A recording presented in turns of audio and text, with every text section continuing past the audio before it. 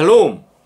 우리 창세기 41장 56절 온 지면에 기근이 있음에 요셉이 모든 창고를 열고 애굽 백성에게 팔세 애굽 땅에 기근이 심하며 각국 백성도 양식을 사려고 애굽으로 들어와 요셉에게 이르렀으니 기근이 온 세상에 심함이었더라. 각국 백성마저도 외국에서도 양식을 사려고 애굽으로 들어와 요셉에게 이르렀다 그랬어요. 그래서 요셉이 시키는 대로 할 때 살아났다 그런 거죠. 여러분, 우리가 살 길은요 오직 예수님이 시키는 대로 하는 수밖에 없어요. 예수님에게 순종할 때 우리가 살 수 있습니다. 그 얘기 하는 거예요. 그 예수님이 시킨 대로 한다? 예수님이 내 삶의 주인이 된다, 왕이 된다 이거잖아요. 그 예수가 그리스도입니다 하는 거예요. 예수가 그리스도 되는 거예요. 그런데 예수가 그리스도 될 때 우리 육신만 살아나는 것이 아니라 우리 영혼이 살아나는 겁니다. 그러니까 내 신앙이 어떻게 자라는가, 어떻게 해야 내가 더 하나님에게 가까이 다가갈까, 어떻게 해야 내 신앙이 더 성숙해질까, 이렇게 우리가 단순히 육체가 사는 길, 어떻게 해야 내가 먹고 살까, 어떻게 해야 내가 잘 살까, 어떻게 해야 내가 건강해질까, 뭐 이런 것에도 분명히 예수님이 그리스도 될 때 다 그 길에 그 구원의 길이 있습니다. 그러나 무엇보다 우리 영이 어떻게 살까, 우리의 신앙이 어떻게 자랄 수 있을까, 우리가 어떻게 신에게 가까이 다가갈 수 있을까, 그 우리 영혼에 대한 질문에 있어서도 분명한 것은 예수가 그리스도 될 때 우리 영이 살 수 있다는 거예요. 예수님이 시킨 대로 할 때 우리의 믿음이 자랍니다. 그런데 우리가 여기서 착각하지 말 것은, 오해하지 말 것은요, 예수님이 시킨 대로 한다라는 것이 무엇이냐 하는 거예요. 그것은요, 기록된 말씀대로 살아간다, 이 의미이기도 합니다. 그러나 그거보다 더 중요한 것은요, 하셨던 말씀이 아니라 하시는 말씀, 이게 되게 중요하다는 거예요. 이렇게 이야기하면 성경을 그러면 비하하는 것인가? 그러면 성경은 소용없고 지금 하나님이 하시는 어떤 그런 영적인 것만 의미가 있다는 것인가? 그렇지는 않아요. 기록된 말씀, 하셨던 말씀이 중요해요. 이 하셨던 말씀을 통해서 또한 우리에게 어떤 말씀을 하시고 있는 거예요. 이 하셨던 말씀을 우리가 읽을 때에도 지금 나에게 하시는 말씀, 그 음성을 들을 수 있어야 됩니다. 정작 나를 살리는 것은요, 하셨던 말씀이 아니라 하시는 말씀이거든요. 그래서 성경이 중요하지만 말씀이 더 중요합니다. 이렇게 성경과 말씀을 분리하는 것을 누가 들으면 이단이다, 잘못됐다 이럴 수 있어요. 그런데 아니에요. 분명히 성경 중요하고 성경만큼 중요한 것이 어디 있겠습니까? 그러나 이 성경을 그냥 하셨던 말씀으로 우리가 읽고 교훈 삼으면 안 돼요. 그것이 우리의 신앙을 자라게 하고 우리의 삶을 바꿔놓고 우리의 인생을 구원하지 않습니다. 성령과 더불어 이 말씀을 봐야 돼요. 성령을 의지해서 기록된 말씀, 하셨던 말씀을 볼 때 여기서 하시는 말씀이 들린다는 거예요. 물론 하나님의 그 말씀하심은 모든 것을 통해, 만물을 통해 우리에게 말씀하실 수 있어요. 우리가 모든 사건들 속에서도 우리에게 일어나는 작은 사건들 속에서 하나님의 음성을 들을 수 있어야 돼요. 하지만 가장 기본이 되는 것은 이 하셨던 말씀, 성경을 통해서 하시는 말씀을 듣는 것입니다. 제가 지금 하고 있는 이 챌린지 500도요, 하셨던 말씀 속에서 우리에게 하시는 말씀을 찾아내는 거예요.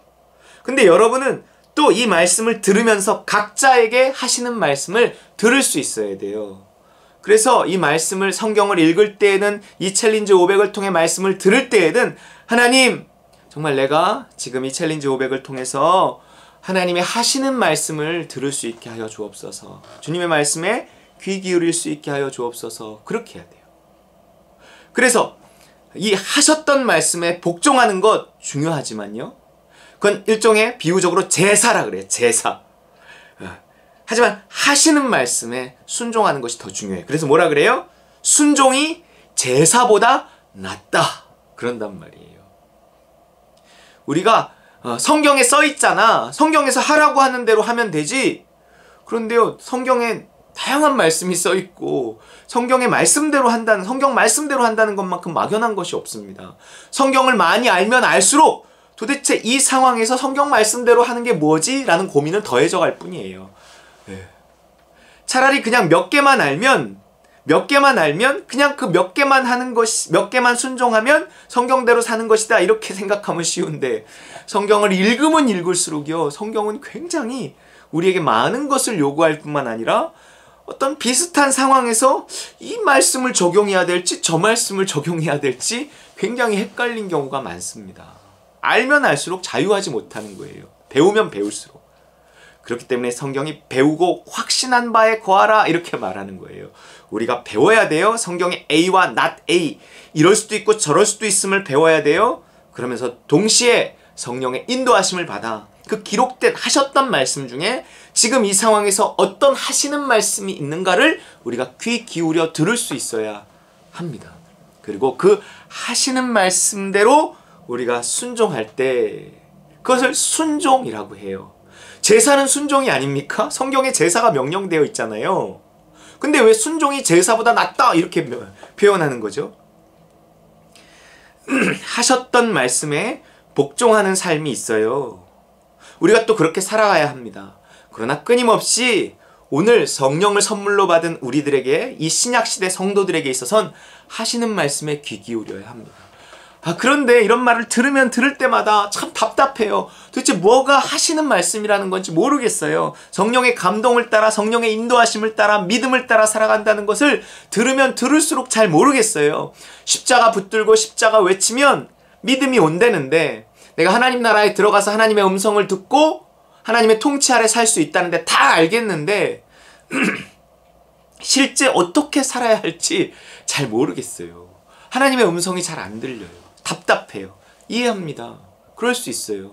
뭐 저라고 별 다르겠습니까? 그런데요, 우리가 이것을 답답하게 느끼는 게 중요한 것 같아요.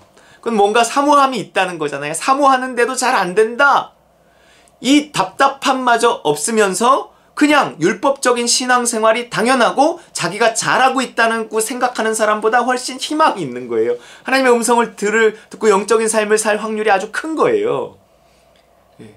그렇기 때문에 안 된다라고만 말하지 말고 답답할수록 또 하나님께 이렇게 기도하고 의지하고 십자가 붙들고 죄에 대해선 죽은 자요 하나님께 대해선 살아있는 자로 여기며, 그래 나는 예수님과 함께 죽었지. 나는 죽었다. 죽은 자가 무슨 판단을 하겠는가. 나는 예수님과 함께 살았지. 내가 믿음대로 살겠다. 이 예수가 그리스도인이라고 내가 고백했으니 실제로 예수가 그리스도인 삶을 살려고 내가 발버둥치며 애써야 합니다. 거기에만 구원이 있어요. 거기에만 천국 열쇠가 있습니다. 우리가 찾아 헤매는 그 행복이 거기에 있어요. 42장 1절, 그때 야곱이 애굽에 곡식이 있음을 보고 아들들에게 이르되 너희는 어찌하여 서로 바라보고만 있느냐. 야곱이 또 이르되 내가 들은즉 저 애굽에 곡식이 있다 하니 너희는 그리로 가서 거기서 우리를 위하여 사오라. 그러면 우리가 살고 죽지 아니하리라 하매. 자, 보세요.